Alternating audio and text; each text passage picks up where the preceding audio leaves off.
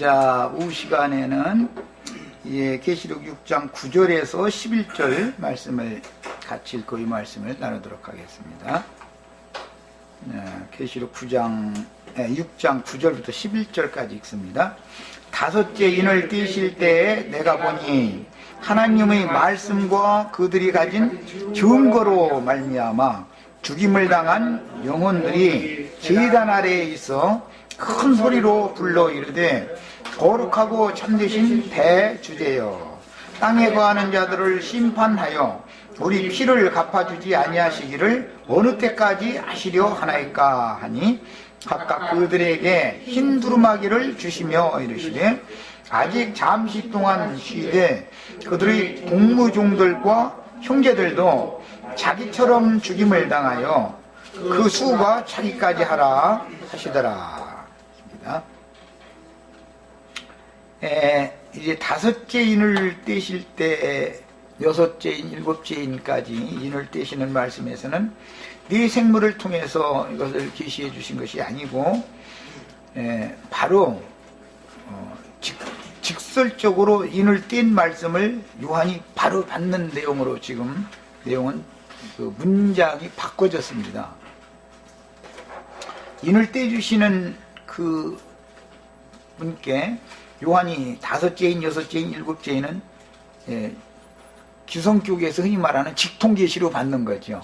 네 생물을 통해서 열어준 말씀이 아니고,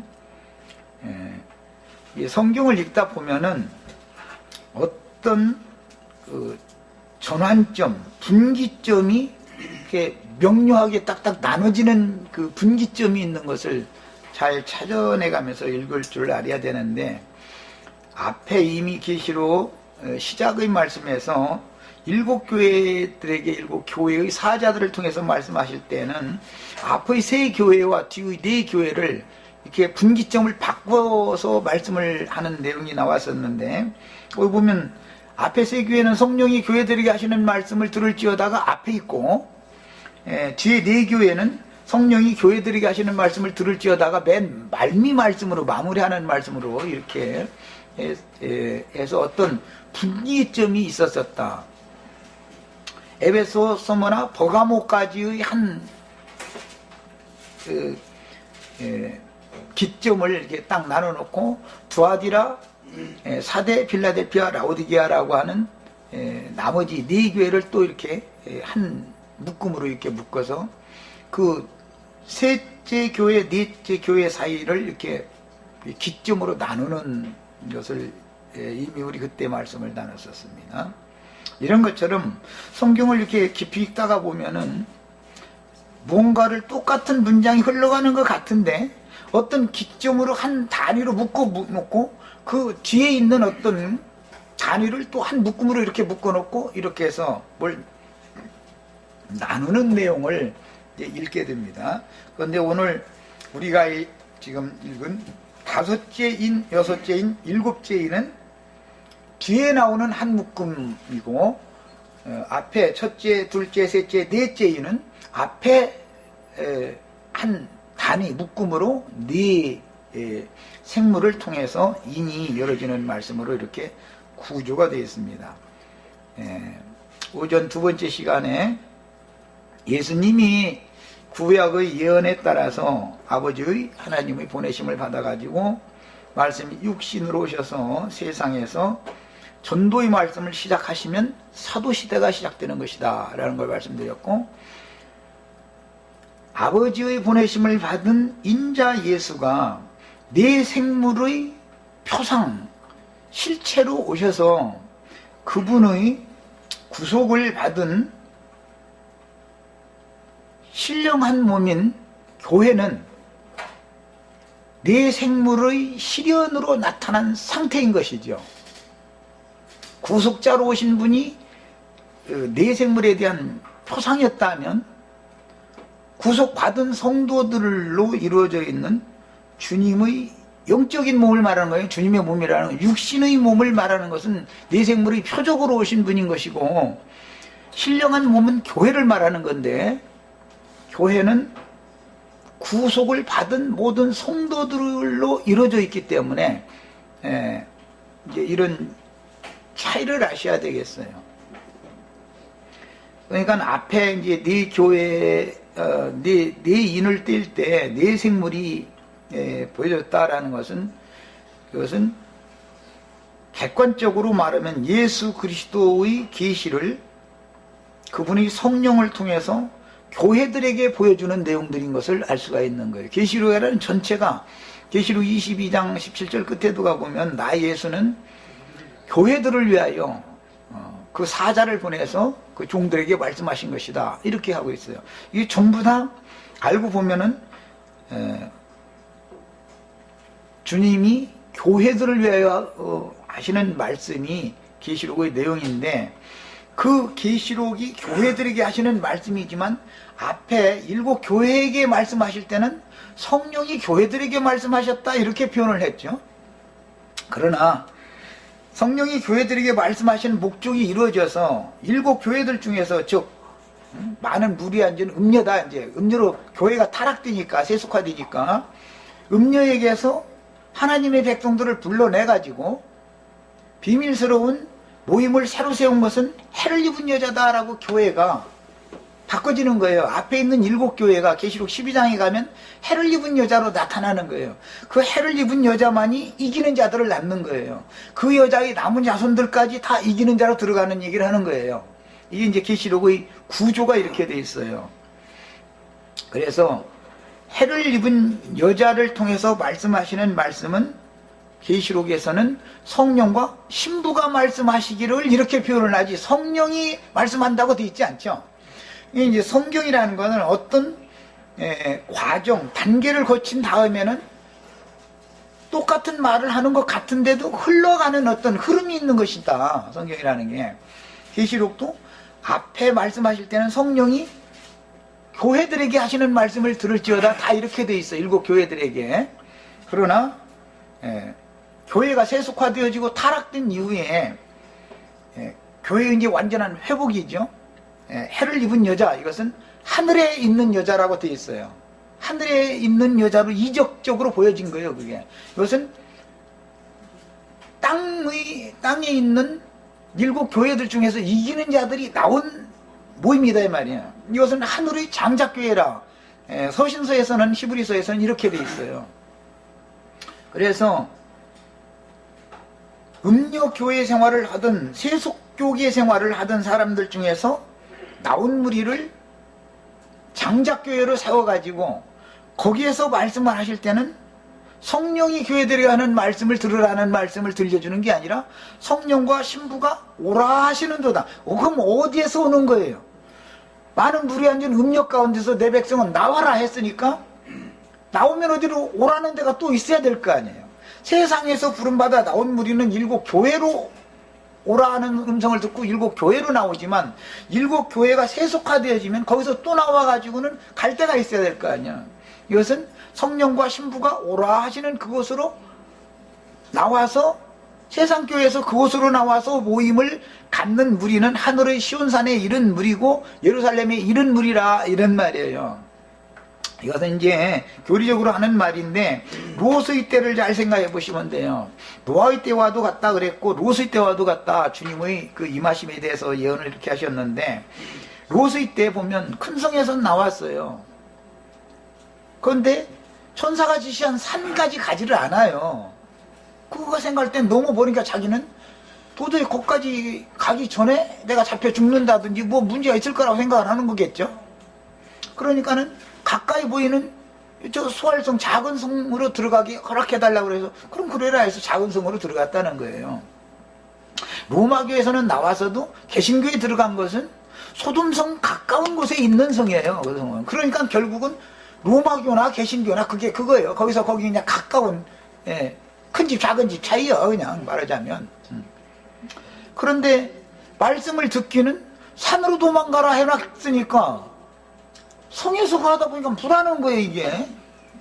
그럼 이제 나오는 거예요. 나와서 산으로 가는데 천사가 지시한 산까지 갔다고 돼 있지 않고 소돔성의 산에 그냥 그 소돔성에서 나와서 그 수알성에서 나와서 그 가까운 산에 그냥 가는데, 그 불안하니까 아마 숨어야 되겠다 생각해서 굴속에 들어가서 산에서 이렇게 공개적으로 사는 게 아니고 굴속에 들어가 살았더라는 거예요. 그래서 그 일이 벌어진 거예요. 이것은 하나의 표상이다 이 말이야. 이런 게. 야, 그러니까 이제 성경의 큰 윤곽을 이렇게 알아야 돼요. 큰 성 바벨론 음력교회에서, 즉 세속화되어진 교회에서 나와가지고 어디로 가야 되냐면 실제로는 성령과 신부가 오라 하는 곳으로 가야 되는 거예요. 그런데 중간지대에 그냥 머무르고 거기서 생애를 마친다면 그 신앙이 완전한 데까지 나간 게 아니다 이 말이야. 로마교에서 나왔다 다 된 게 아니다 이 말이야. 지금 이걸 보여주는 거예요. 네 생물이 오라 해가지고 네 인을 떼는 이야기는 첫 번째 인은 반드시 예언을 응하게 하는 성경을 이루러 오셨던 인자 예수 그리스도께서 첫 번째 인을 반드시 떼야 되는 거예요. 창세로부터 감추인 천국의 비밀은 반드시 예수 그리스도를 통해서 맨 먼저 그 비밀의 말씀이, 인봉된 말씀이 열리는 거예요. 이것은 누구도 바꿀 수 없어요. 이거에 대해서 불명한 사람들은 이 백마탄 자가 복음이라고 해석하는 사람, 적그리스도라고 해석하는 사람, 나름대로 기분 내키는 대로 해버리는 거예요. 성경에는 흐름이 있는 것이기 때문에 창세로부터 감추인 천국의 비밀이라는 게 인봉되어져 있는 말씀이다. 이제 천국의 비밀이라는 게 인봉되어져 있는 말씀이다 이 말인데, 첫 번째 그 인을 떼는 분은 무조건 예수님이어야 되는 거예요. 예수님이 아닌 걸 해석하면 이게 모든 게 시작이 잘못되면 다 틀려버리는 거예요. 이게. 예수님이 그 말씀을 떼기 시작하고 예수님이 죽으면 주님이 보낸 사도들이 성령의 증거를 통해서 예수님이 미처 하시지 못한 말씀을 성령을 통해서 더 밝히 깨닫고 나가서 전파를 하는 거예요. 이것이 사복음서 다음에 나오는 사도행전 이후의 서신서라고 그러는 거예요. 그것은 모두 다 계시록 2장 3장까지 성령이 교회들에게 하는 말씀들이다 이거예요. 그게 다 모두. 그런데 예수님은 내생물의 표적에 썼었고 구속받아서 하나님의 보좌, 어린 양의 보좌 앞에서 찬양하는 무리들이 그게 다 내생물이었잖아요. 구약 성경에는 그룹들이라고 그러지 생물이라고 하지 않죠. 이런 차이를 이제 변형을 알아야 되는 거예요. 어떤 흐름이 있어서 이렇게 바꿔지는 거예요, 자꾸. 그런데 둘째 인을 뗄 때 보면은 전쟁이 일어나는 거예요. 이것은 영적 전쟁을 상징하는 거다. 그리스도와 사도들이, 주님과 사도들이 진리의 말씀을 전하면 예수님 때는 무저갱, 그때부터 아까 내가 예수님 죽을 때부터 무저갱 열린 거다. 그래가지고 어둠의 때 그때부터 이렇게 언제까지 사도 요한이 죽을 때까지는 어둠의 권세가 온 세상을 역사하는 거예요. 그냥 막 극도로 역사하는 거죠. 어둠의 때죠 그게. 이렇게 돼가지고 요한이 죽을 때까지 일단락이 되어지는 거예요. 이것은 실제로 계시록에서 전개되는 과정에서는 계시록 10장 때까지는 요한 때까지인 거예요. 작은 책의 말씀을 힘센 천사가 누구에게 줬냐면 요한에게 줬거든요. 그 요한이 그걸 받아서 먹었어요.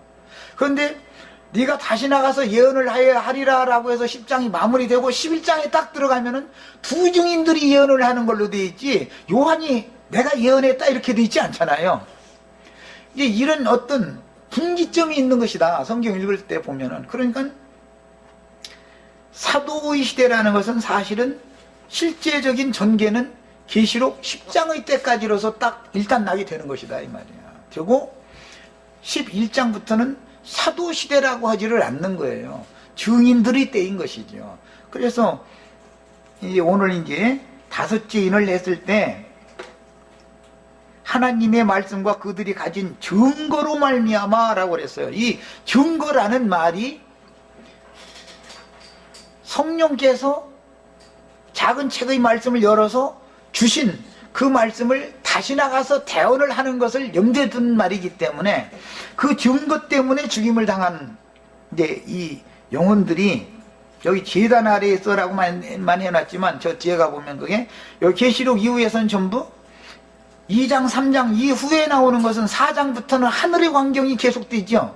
2장, 3장, 7교회는 땅에 이 교회들이 있는 것을 말하는 거지만 4장 이후에는 천상에 있는 교회들을 말하는 거예요. 그래서 내가 이 하늘에 이른 자들의 교회는 장작교회다라는 걸 내가 그래서 계속 강조를 해서 말씀을 드렸던 거예요.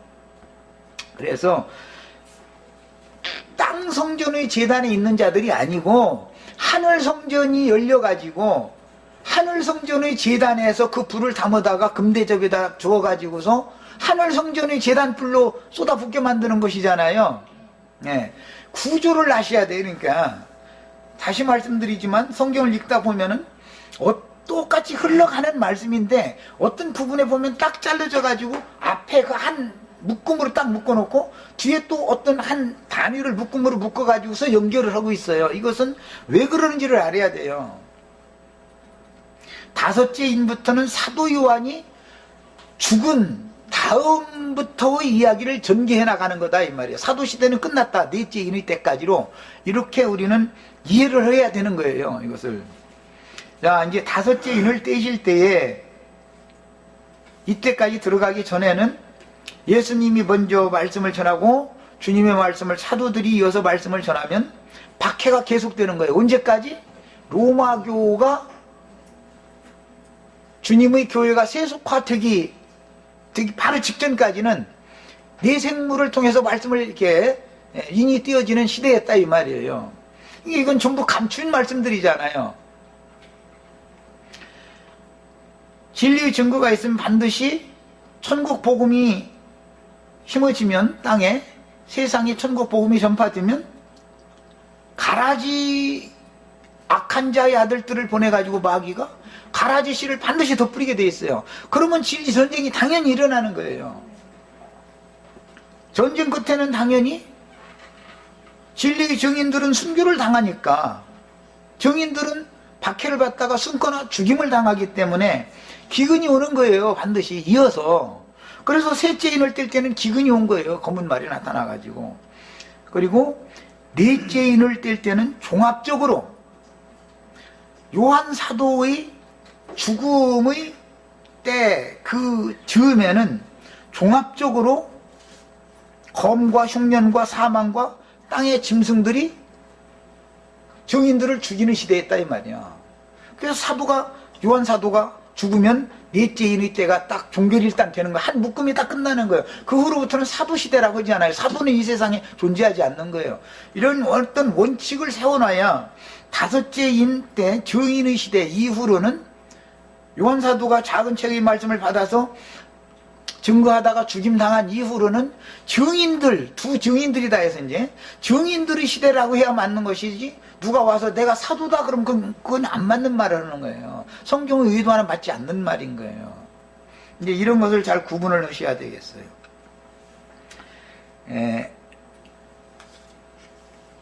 지금 이 대주제여 땅에 거하는 자들을 심판하여 이 말씀이 이게 참 너무너무 이제 중요한 말씀인데 땅에 거하는 자들 얘기가 나왔으면 당연히 하늘에 거하는 자들과 대비한다라는 걸 알 수가 있겠죠. 땅과 하늘에만 영혼들 구원받은 사람들이 땅과 하늘에만 거하는 게 아니라 세속 사람들도 바다에 거하는 자들도 당연히 이렇게 마련이죠. 신앙과 상관없는 사람들도. 그래서 앞으로 전개될 때는 땅과 바다에는 화가 있지만 하늘에는 복이 있다. 하늘에 거하는 자들에게는 복이 있다. 이렇게 이제 말씀이 전개가 되어져 나가는 거예요. 이런 이상을 봐야만 세상에서 바다에서 많은 물에서 건짐을 받아서 땅으로 나온 자들은 혼적인 신앙생활을 하는 사람들이겠죠. 당연히 육적인 신앙생활을 하는 사람들은 아니고. 그런데 바다에 음료가 앉아있어요. 교회가 바다에 있으니까 세속화되어져 있다는 걸 보여준다 이거예요. 교회는 바다에 있으면 안 되잖아요. 세속화된 교회 중에 하나님의 백성들이 있으니까 계시록 18장에서는 내 백성아 그녀에게서 나와라 이제 이러는 거예요. 나오라고 하면 어디로 나와야 되겠어요? 성령과 신부가 오라 하시는 곳으로 가야 되는데 어디로 가야 할지를 모르고 방황하는 사람들이 기근을 만나가지고 비틀거리면서 사방에 신부를 찾아 헤매는 사람들이잖아요. 그 사람들은 다 사실은 알고 보면 검과 흉년과 사망과 땅의 짐승들에게 붙잡혀서 다 도로 죽임당하는 자들이다 이거요. 이곳에 비틀비틀하면서 여기저기 헤매고 다니는 거예요. 목표 어디로 가야 할지를 모르는 신앙생활 한다 이거예요. 롯과 같은 신앙생활 한다 이거예요. 천사가 지시한 산으로 가야 된다고 하는, 아무리 멀어도 천사가 그곳으로 가라 했으면은 롯이 노력해서 가는 게 아니죠. 지가 가려고 하면 안 되잖아요. 저는 못 가잖아요. 난 그럼 못 가는데 난 어떻게 했냐고. 그러면 천사들이 데려다 줄 거 아니요. 이건 믿음이지요. 이제 하나님이 어떤 천사를 보내서 어디로 가라 그랬으면은 내가는 못 가는 거요. 어디를 가? 아무도 못 보죠. 못 가죠. 누구도. 그러나 갈 장소를 예비를 하나님이 해 놓으셨으면 그것으로 인도하는 사자들을 보내기 마련이다 이거예요. 이것을 꼭 믿으셔야 돼. 이건 이제 깨달음이에요. 이거는 전부. 이게 굉장히 참 위험한 말들인데, 이제 이런 얘기들이, 하나님이 뭔가를 보관을 갖고 계시면 그 일을 사람을 통해서 모든 일을 집행하는 거기 때문에 어떠한 영을 받은 종을 보내게 마련이다 이거예요. 그때는 그 필요한 사역을 하게 하는 거예요. 그 다음 어떤 한 묶음, 다음 묶음의 어떤 시대의 전환이 있으면 거기에 필요한 종을 또 보내는 거예요. 사도들을 보냈다가 그 다음에 증인들을 보내는 것도 하나님의 뜻에 달린 문제다 이 말이에요. 그러니까 우리는 이것은 뭐든지 이런 걸 일러서 사람의 행위나 사람의 노력으로 힘쓰므로 되는 게 아니라, 사람의 등과 힘으로 되는 게 아니다. 오직 나 여호와의 신으로. 성전을 건축한다는 것은, 그 성전에 들어가는 권세를 얻는다는 것은 사람이 노력해야 되는 게 아니라는 거. 이건 구약시대부터 계속 이어지는 말씀이에요. 이게 이것은 뭘로 되는 거예요? 베드로에게 예수님이 보여준 것처럼 하늘에 계신 내 아버지께서 계시하여 주는 자 외에는 봐야 도대체 가든지 말든지 하지. 계시를 받아야. 그래야 건축도 할 수 있고, 뭐 건축이 돼야 하나님은 반드시 그 전으로 임하시는 건데, 성전이 건축되지 않으면 절대로 주님의 재림이 완결이 안 되는 것이다 이 말이야. 이런 것이 일관된 성경의 흐름인 것이다 라는 것에 대한 이해를 꼭 하셔야 되겠어요. 그 다음에 이미 앞에서 상고한 바와 같이 네 생물들이 요한에게 보여준 이상과 같이 다른 복음을 전파하는 악한 자의 아들들이 진리의 영을 받아 바른 교리를 가르친 주의 증인들과 바른 교리를 따르는 진실한 성도들을 소위 이단이다. 우리의 법에 의하면 저는 반드시 죽을 자다라고 자기네들의 율법으로 정죄를 하는, 자기네들이 오늘날로 말하면 교법이라고 그러지. 교법. 그래서 교법이라는 건 율법사라고 하지 않고 서신서에 보면 교법사 세나 얘기가 나오죠. 교법사. 그 교법사가 누구를 말하는 거지? 오늘날 말하면 신학자들이라 이 말이잖아요. 신학 교수님들이잖아요. 그들이 최종 판단을 할 때 이단 연구소라는 것이 다 생겨. 오늘날 기독교 보면 이단 연구만 하는 거예요. 우리들에 대해서 아직 우리들이 지금 세력이 약하기 때문에 연구 대상도 안 돼. 우리는 지금 뭐 이거 뭐 불과 몇 명 모여가지고 이러고 앉았는데 무슨 놈의 연구 대상이 되겠어. 연구소의 그 연구 자료도 안 되는 거지 우리는.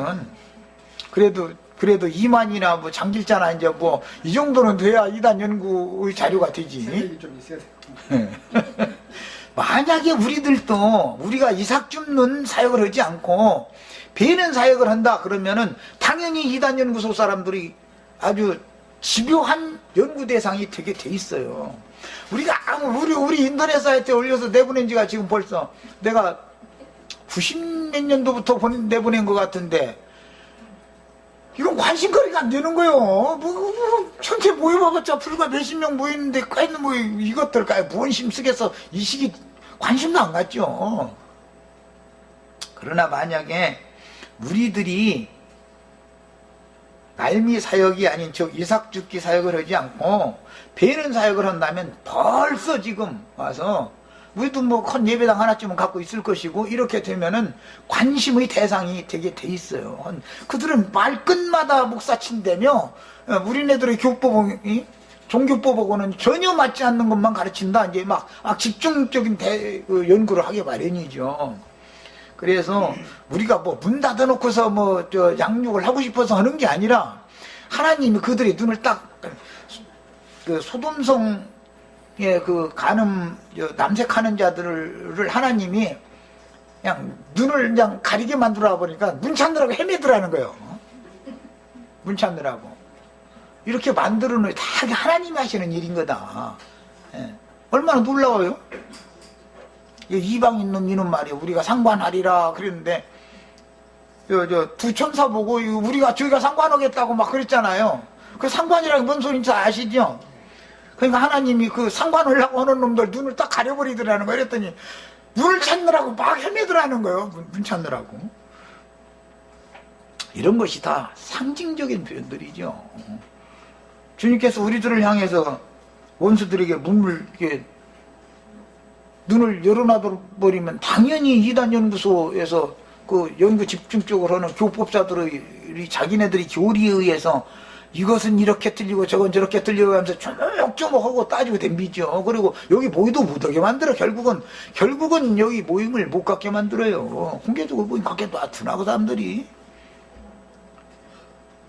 이런 것이 다 성경에 이미 다 예표적으로 나와 있고 역사상에 이런 것들이 그림으로 다 나와 있던 것들이에요. 그래서 이단이라는 명목으로 반드시 교권을 유지하기 위해서는 이단자라는 명목을 걸어야 자기네들의 종교법으로 정결할 수가 있는 거죠. 그러나 이제 종교라는 것은 사람의 피를 흘리는 권세는 없잖아요. 그러려면 세상 법정에 넘겨서 사형수로 확정되어져야만 죽일 거 아니야. 반드시 이 순교를 시키는 것도 과정을 거치게 되어 있는 것이지. 하긴 요즘에는 얼마나 종교가 포악한지 그 무리의 열성이 특성인 사람 보내가지고 그냥 문 앞에서 기다리고 있다 칼로 속 찌르고 도망가고 이런 짓거리도 두려움 없이 행해요. 그러나 그건 공식적으로 그렇게 죽이는 게 아니죠. 그거는 참 무지한 짐승들이나 하는 짓거리지. 이처럼 억울하게 피 흘림을 당한 순교자들이 이제 증인들이에요. 앞에는 이제 순교자들이라고 하는 것은 이제 사도 시대 때까지 계속 이제 그런 증인들이 다 나타났는데, 이런 사람들이 하늘 성전의 시단에서 그들은 이미 영으로 이 생에 살아있는 동안도 하늘에 거하는 자들이었지만 이 육신의 장막을 벗어나면 이제는 몸의 구속을 받았으니까는 땅과는 상관이 없는 완전한 자유자가 되는 거잖아요. 우리가 처음에는 복음을 믿음으로 죄와 사망의 법에서 묶여 있다가 생명의 성령의 법으로 영적으로 해방을 받아서 자유자가 돼 있지만, 실제로는 우리가 육신의 몸을 입고 있는 안에는 시간과 공간이라고 하는 것에 대해서 제한을 안 받을 수가 없죠. 영은 자유롭지만 육의 세계에서는 자유가 없잖아요. 몸의 구속까지 받아야 완전한 해방 자유에 이르게 되는 거다 이 말이에요. 영광의 자유에 그때서 이르는 거예요. 그러니까 영의 자유만 가지고서 모든 것이 다 된 건 아니잖아요. 그러니까 당연히 완전한 자유에 이르기 위해서는 육의 몸을 벗어날 필요가 있는 것이죠. 그 사람들은 이단자를 죽여야 자기네들의 교권을 유지할 수가 있기 때문에 이단자를 죽인 것이지만, 하나님의 경륜에서 보면은 이 생에서 영의 자유는 얻었지만 시공에 대해서 자유하지 못했던 당신의 증인들을 완전한 자유에 이르게 하기 위하여 그 사람들을 쓰시는 거예요. 그렇게 이런 것을 잘 이제 생각해서 깨달으셔야 되겠어요. 그런데 그들이 정상적으로 아무 해방이나 대적함을 당하지 않고 정상적으로 죽었다면, 피를 흘릴 때 피 흘림이 없이 죽은 사람들은 자연사했다고 그러죠. 근데 피를 흘리고 죽었어. 그러면은 억울하게 죽였다는 말이죠. 그 사람들은 하나님 앞에 가서 자기 원통함을 자꾸 호소를 안 할 수가 없는 거죠. 상황이 이런 거예요. 이 말씀은 창세기 9장에서부터 비롯된 말씀으로서 창세기 9장 4절로 6절, 거기를 빨리 읽고 오겠습니다. 창세기 9장 4절로 6절 읽겠습니다. 이것은 가인이 아벨을 죽인 것으로부터 시작이 된 거지요. 그것은 유대교 지도자들이 예수님을 죽인 것을 상징하는 거예요. 가인이 아벨을 죽인 거는. 그러나 노아의 때 하나님께서 홍수 심판을 지나온 노아의 자손들에게 축복하고 새 언약을 맺는 말씀 가운데 나오는 말씀이니까 읽어봅니다. 9장 4절부터. 그러나 고기를 그 생명되는 피채 먹지 말 것이니라. 가인의 때, 아벨의 때, 아담의 때에는 네 식물은 땅의 채소다 그랬지 땅의 고기다 하지 않았죠. 그러나 노아의 때는 채소만 먹는 것이 아니라 고기도 먹도록 허락하신 것이에요. 이것은 유대인에게만 전도하는 게 아니라 이제는 이방인들에게도 전도하는 새 시대가 왔다 이제 이 말이에요. 그런데 내가 반드시 너의 피라는 것은 노아 자손들의 피를 말한 거예요. 너의 피 곧 너의 생명의 피를 찾으리니. 그러니까 피 얘기하면은 육신의 생명을 상징하는 말이죠. 피 흘림 하면은 육신의 생명이 죽었다. 이렇게 해석을 해야 맞는 거예요, 이제는. 찾으리니 짐승이면 그 짐승에게서. 그럼 이제 이 해석을 할 때 호랭이가 와서 물어주겠다. 만약에 노아 자손을 호랭이가 와서 물어주겠다. 이 말이 아니잖아요, 지금. 하나님을 모르는 자들이 하나님을 잘 믿는 것처럼 가장해가지고 나타나서 진리의 증인들을 죽이는 상태를 말할 때 짐승이 노아의 자손을 피를 흘린 것을 상징해 놓는 거예요. 짐승이면 그 짐승에게서 사람이나 사람의 형제면이라는 것은 노아의 자손들끼리도 죽이고 피 흘리는 일이 일어난다 이 말이죠.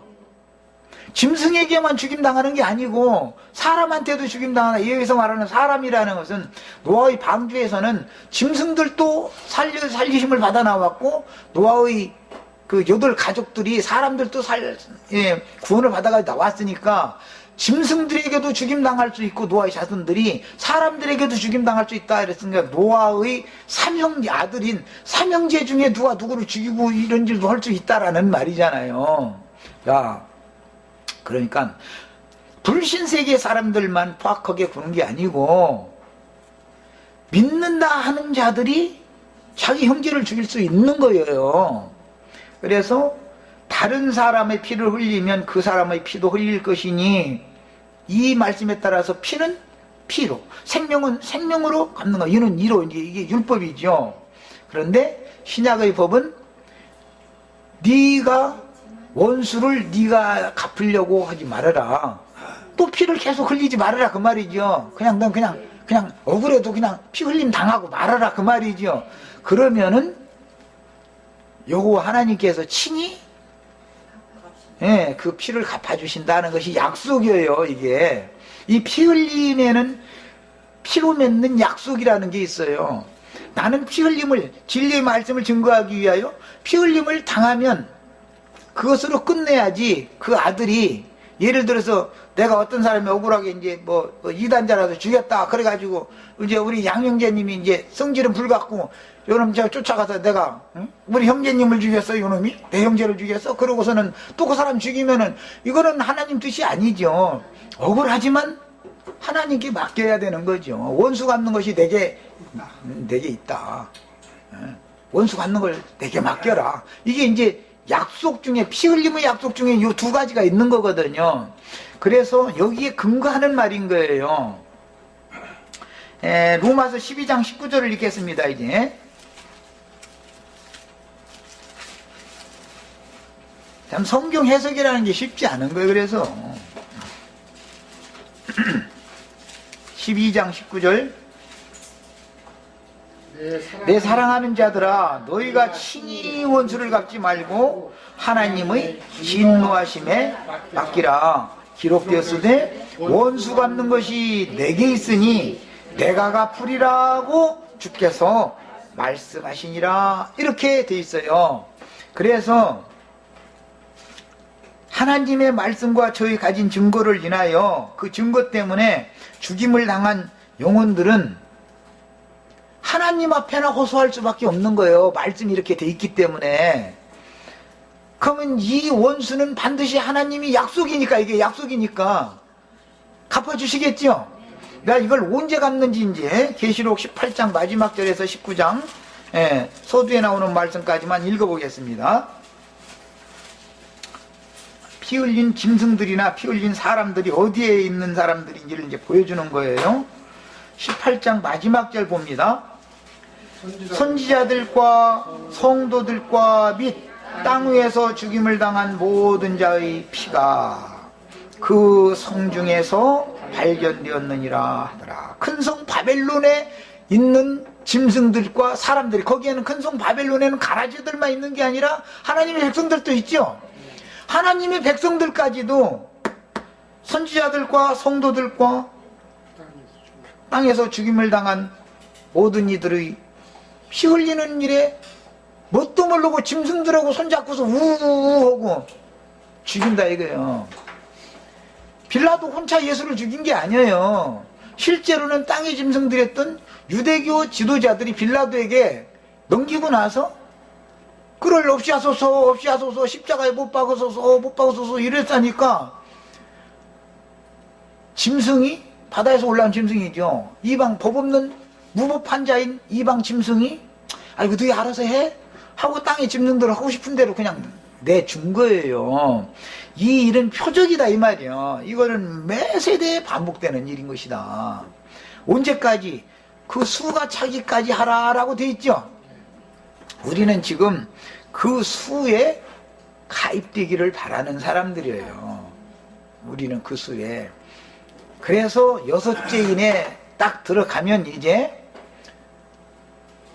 넷째 인까지는 사도 요한은 요한복음 21장 마무리 문제의 말씀을 응하게 하려고 내가 다시 세상에 올 때까지 그를 산채로 살려놔둔 들도 관심 갖지 말아라 했던 말씀이 응하는 거죠. 사도시대가 요한까지 딱 그래서 끝나는 거예요. 그 다음부터는 이제 짐승의 때가 오는 것이고, 짐승의 때는 또한 증인들의 때다 이 말이에요. 동시에 마지막 한 일회가 이제 시작이 된 거예요. 이게 이제 이렇게 되는데, 여섯째 인에 넘어가면은 태풍에 무화과 나무의 선과 실이 떨어지는 것처럼 하늘에서 별이 떨어진다 그랬어요. 하늘과 땅을 해롭게 할 권세를 받은 자는 청황색 말 탄 자였죠. 하늘의 별이 떨어지게 하는 건 하늘을 해치는 자죠. 땅에서 무화과 나무가 익지도 않았는데 막 바람을 세차게 보내가지고 막 선과 실을 막 떨어지게 만들어. 그럼 베다니와 벳바게라고 하는 그 두 마을은 감람산 기슭에 있는 마을이에요, 그게. 그래서 복음서에 보면 베다니와 벳바게 얘기가 나와요. 벳바게라는 말은 선 무화과 과실이 떨어지는 동네라는 뜻이에요. 평안한 가운데에서 주님을 위해서 날마다 잔치만 하고 있을 때는 베다니 마을이지만, 예루살렘에 입성을 하는 주님을 태우고 입성을 하려면 벳바게 마을에서 짐승 데리고 가야죠. 낙이 타고 가야 되니까 낙이 매여 있는 짐승 데리고 가야 되잖아요. 그게 무슨 소린지를, 무엇을 암시하는 말인지를 알아야 돼요. 그래서 나는 예수님 태우고 예루살렘 성에 들어가 낙이 되고 싶었다니까. 근데 낙이 애미만 타는 게 아니에요. 새끼도 같이, 우리는 새끼죠, 새끼. 어미는 사도들로서 다 끝난 거잖아요. 낙이, 어미는. 이제 우리는 이제 새끼, 이제 다 이게 주님을 태우고 거룩한 성에 입성하는 이기는 자들을 상징하는 거예요. 전부 성경이라는 거에 다 이렇게 감춰져 있어, 말씀들이. 저 세상적인 말로 알아들었을 줄로 믿고 이제 19장으로 읽어 나갑니다. 18장 24절은 아까 읽었고, 그 하늘 성전의 제단에서 호소하는 자들이 어디에 있었다겠어요? 큰 성 바벨론에 그들의 피가 있었죠. 거기에서 피를 흘렸죠. 그런데 그 피가 제물로 하나님께 연락이 돼서 하늘 성전에 지금 있는 거예요. 하늘 성전의 제단에 올라가 있는 거예요. 그래서 피 뿌리는 것도, 가인의 피는 땅에다 뿌렸기 때문에 땅에서 호소를 하지만 예수님의 피는 하늘 성전에 뿌려졌기 때문에 하늘에 아벨의 피보다 더 낮게 말하는 피는 이미 하늘이 지성소에 뿌려진 피잖아요. 이렇게 피 뿌리는 이 언약 말씀이란 이 피에 관한 얘기가 굉장히 어려운 거예요. 사실은 왜 그런 거예요? 예수님을 죽일 때 그 피 흘린 죄값을 우리와 우리 후손들에게 돌리소서 그랬으니까, 그래서 이게 계속 되는 거예요 지금 이게. 자, 이제 19장으로 갑니다. 이 일 후에 내가 들으니 하늘에 한 무리의 큰 음성 같은 것이 있어 이르되 할렐루야, 구원과 영광과 능력이 우리 하나님께 있도다. 그 심판은 참되고, 여기 이제 심판 얘기가 나왔죠. 그럼 뭘 심판한다는 거예요? 사실은 큰 음녀와 음녀 일곱 머리들을 심판한다 이 말이죠. 땅에 거하는 자들, 땅을 망하게 하는 자들을 심판한다 이 말이에요. 이제 그건 어디서 기인된 거예요? 대주제여 땅에 거하신 자들, 땅에 거하는 자들을 심판하여 우리 피를 갚아주지 아니하시기를 어느 때까지 하시겠나이까. 여기 그놈들 심판 좀 해주세요 호소한 내용 때문에 그 기도가 연락되자 여기서 드디어 심판이 집행되는 얘기를 하는 거죠. 계시록 자체 내에서 성경 그 문구를 연결하는 걸 지금 내가 연결해 드린 거예요. 그런데 그 심판은 참되고 의로운지라. 어떻게 심판했느냐? 계시록 18장에 보면 음녀를 벌거벗기고 불로 사르고 살을 아주 뜯어먹게 만들어 버렸어요. 그것이 의로운 심판을 집행한 거였어요. 즉 끝내 큰 음녀 가운데 있는 하나님의 백성들을 다 불러내고 나면 거기에는 전부 가라지 때만 남았죠. 그래서 그걸 그렇게 심판을 하는 거예요. 뭘 통해서? 바다에서 올라온 짐승의 열 뿔들을 통해서 음녀를 이렇게 심판을 한 거예요. 그런데 그렇게 하신 심판은 참되고 의로운 심판입니다 하고 찬양을 하는 내용이 연결이 된 거예요. 야, 왜 그러면 그렇게 심판을 받아야 했느냐? 음행으로 땅을 더럽게 한 큰 음녀를 심판하사, 이것이 18장에서 심판받은 거였었죠. 심판하사 자기 종들의 피를 그 음녀의 손에 갚으셨도다. 이렇게 해서 하나님의 창세기로부터 흘러나오는 피 흘림에 관한, 피 없이 언약을 맺으면 거짓말이죠. 하나님의 언약이라는 건 반드시 피를 흘려야 그 피를 증거로 삼아서 언약을 체결하는 거예요. 그런데 먼저는 가인이 아벨의 피를 흘리게 해서 약속을 맺었어요. 그것은 셋의 후손들에게 복을 주는 말씀으로 흘러갔지만 결과적으로는 셋의 후손들도 또 타락하고 나니까 노아의 때 홍수가 왔죠. 홍수 심판이. 노아의